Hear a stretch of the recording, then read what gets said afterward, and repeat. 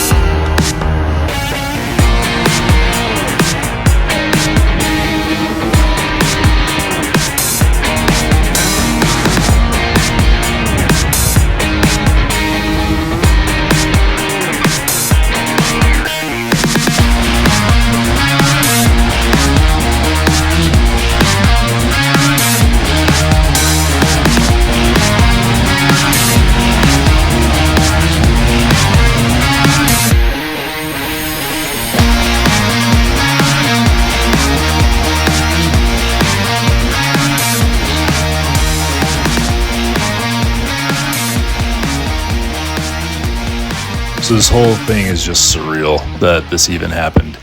But the story behind how it all started was power lines here in the downtown kind of come into the back of the home. So they're all overhead, and these ones come into the back corner of the house.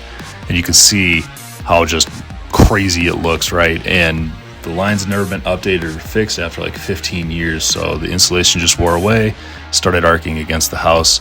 And then it pretty much just spread. It went up into the soffit and started wrapping around inside the walls on the second floor, because the walls kind of have these like knee walls up there, so the fire can get in. And you can see here how just behind the wall is just all black, because that's where the fire basically lived, and it just worked its way around that second floor, starting from the back corner, which is the right from what we're seeing now.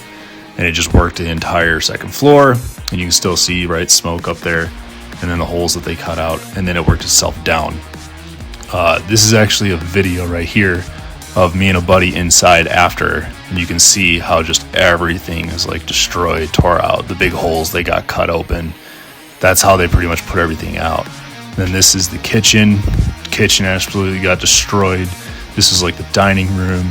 So you can see how they just open up everything possible. And then there's so much water dumped into this house. That's one thing like nobody tells you about it when you have a fire. Like, oh, you got smoke problems, you got the fire, you got all that stuff, but nobody actually talks about how much water gets pumped. I think we had like 4 truckloads worth of water, and what that looks like in the basement. I took a picture here, and there's like 4 to 5 inches of standing water just sitting in the basement after it was all over. So super crazy. Water definitely causes a lot of problems.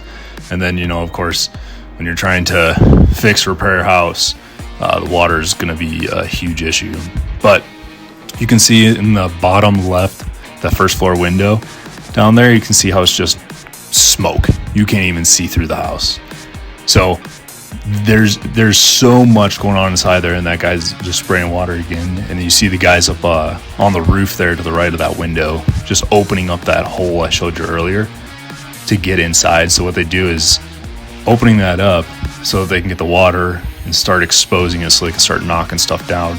And then they have somebody inside that's just opening up all the walls, opening up all the ceilings, knocking all that lath and plaster all over the place, so that they can obviously be more effective with trying to put it out.